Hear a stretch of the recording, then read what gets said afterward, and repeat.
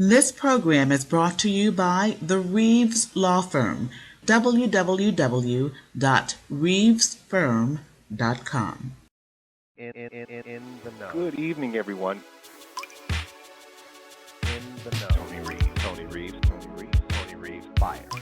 Following the news in any way, shape, or form. No shortage of things to talk about. What does it mean? What will it bring? This is a reality we simply have to accept. Tony Reeves, fire. Tony Reeves. Let's go ahead and get started. Welcome to another edition of Q&A Social Security Disability Today. Let's go ahead and get cracking on today's topic, which is really called Stop Dwelling on the Denial. And this is not meant to be disrespectful, so please don't anyone take it that way. It really is about focusing on the next appeal stage of your Social Security disability case. So let's go ahead and get cracking. Okay, so you've received your denial. What next? People, the first thing you're going to want to do is vent. I know, because you're going to be pissed off, you're going to be mad. You're right. Get it out your system the moment you get your decision. But after you've kind of vented because you're so amazed that they denied you, start looking at the particulars. Now you got to go into strategy mode. Look at what they said. Look at what they said as the reason why you were denied. Look at what they have. In most denials, they give you a breakdown of what evidence they had in their files that they relied upon. And then more importantly, look at what they don't have. So if you're looking on there and you're noticing that there are some providers that you may have told them about that they didn't provide them that information, guess what? Now you have a couple of starting places to know, okay, well, maybe if they had that information, it would have been helpful. So once you get denied, take a second, catch your breath, get that frustration out of your system, and then start focusing going forward on what they have, what they said, and what they don't have. One of the toughest things that I have when I'm dealing with my clients is getting them to understand one thing as a representative.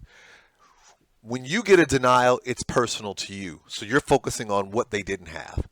As a representative, I'm focusing on the future because I know that I can't undo this. All I can do is focus on the next body, because the person who denied them is not going to be the person that's going to give you a new decision. It's the next person who has to make a decision on that is my new focus. Because the person who's made their decision now to deny you, that person has already made their decision. I'm moving them out the way. I'm going to the next decision maker. So when you apply for disability benefits, you need to understand what's going on with each level of appeal in terms of decision making. Now, every state is a little different, but in some states you have what's called a reconsideration level. That means if you filed your initial application and you were denied, you can ask Social Security to take another look at your case. When you find that you've got that initial denial, again, go back to my original few slides. Look to see what they said about the reason why they believe you could do work. Look at what they had when they made their determination, and look at what they didn't have on there when you look at the list. So now, going forward, focus on trying to make sure that they have everything that they're missing. Now, some of those things are beyond your control, meaning if they need to get records from your doctor and your doctor's not providing them, you may need to ask yourself if you need to go contact that doctor directly to see if they got a request from Social Security. You need to find out whether or not there was an invoice that the Social Security would not pay, because Social Security is not going to pay a big dollar amount for your records. You may need to determine whether you need to get those records and give them physically to Social Security. So you want to check back with your treating doctors, make sure Social Security has everything. It's tougher, so you have to work a little harder. What do you mean by it's tougher? Because remember, at this point, you're having to prove to Social Security that their original decision wasn't correct. So you're asking them to take another look at it. So again, you got to make sure you get all this information so you can show them that their original determination was not proper. All right, hearing level. At this particular point, you are now getting ready to go before a federal administrative law judge. People, I can't stress this enough. Most people stress about the fact that it takes so long to go before a judge, but here's something you need to understand. During this entire process, this is the only time that you'll actually get a chance to go before a live person. So meaning that somebody who can ask you questions about problems with your case. So you need to make sure that you get everything that's necessary to present your case in your file so the court can have it.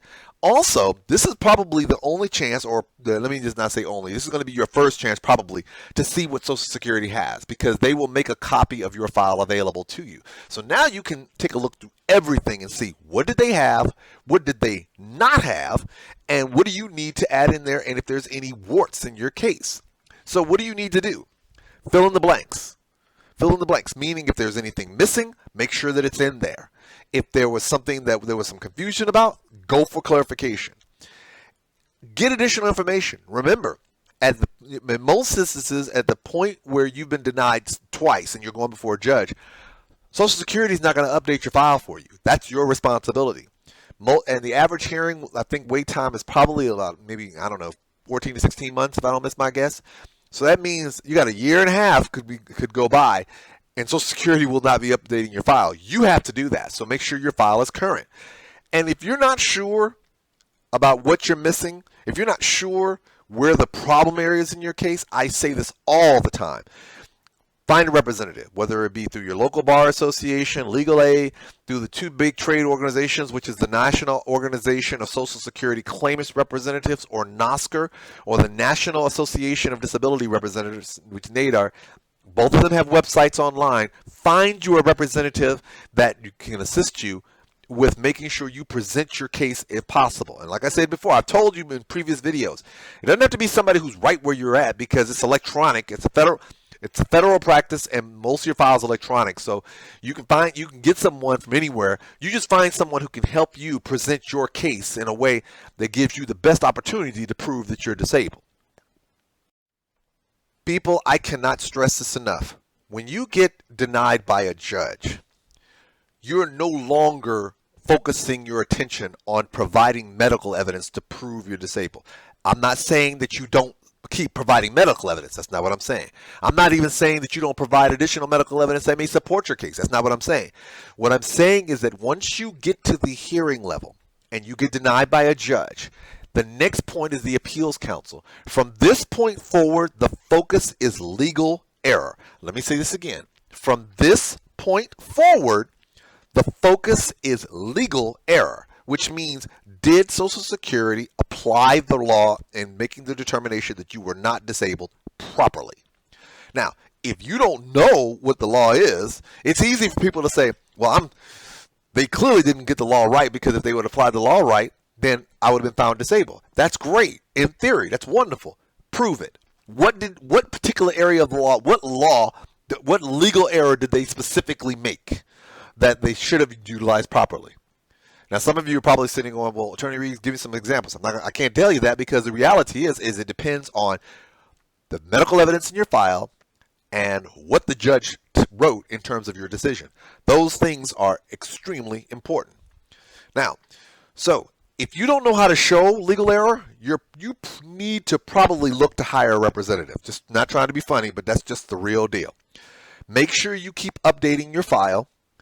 And it's about how the judge applied the law. And remember, this is not the opportunity to ask somebody to make a new determination about whether you're disabled. This is solely focused on legal error. Was the law applied legally proper?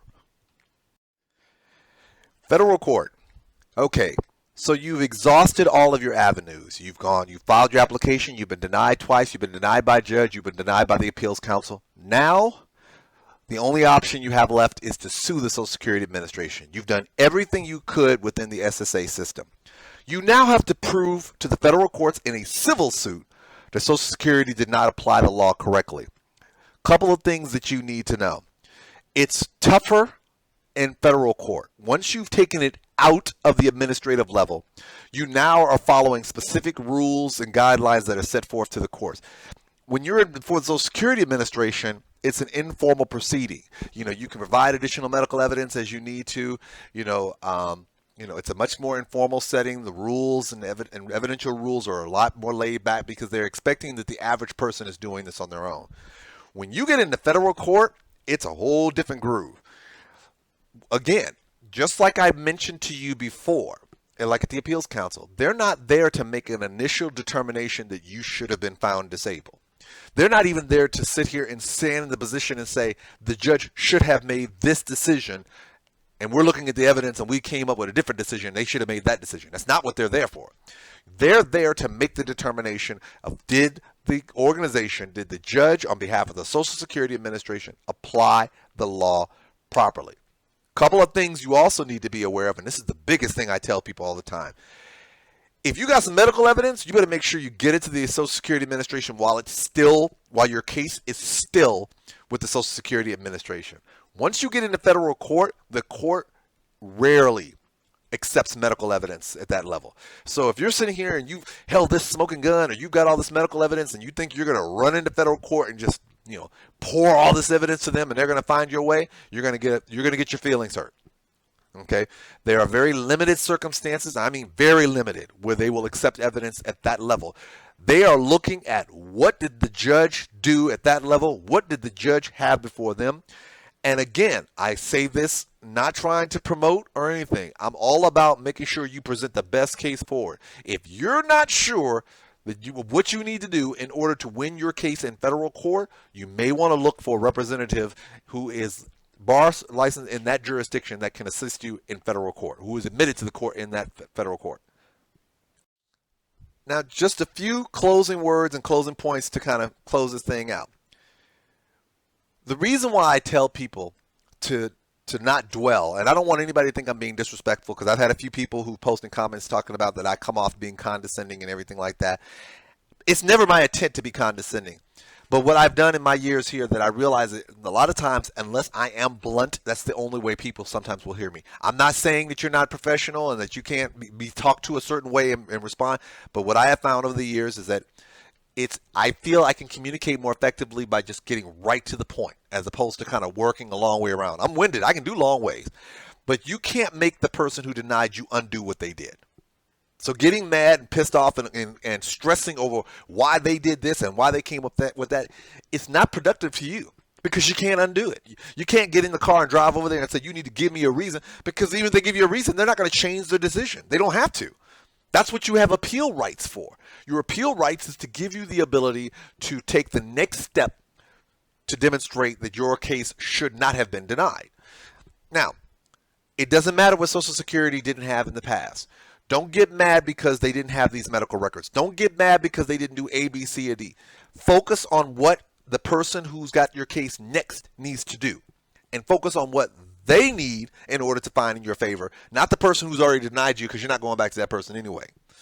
Unless you're at the appeals council and they overturn the decision, or the United States District Court and they send your case back to the judge. That's a different scenario. But under most circumstances, you need to focus on the next person.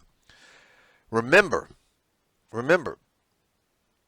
focus your attention on correcting or clarifying any issue Social Security has. If you know from the decision where there is a problem with your case, if you know that, focus on correcting the problem. Getting mad that they had issues with you is not productive. So if it looks like that when you look at the file at the hearing level that they had problems because one of your doctors said something in the file and they relied upon that, guess what?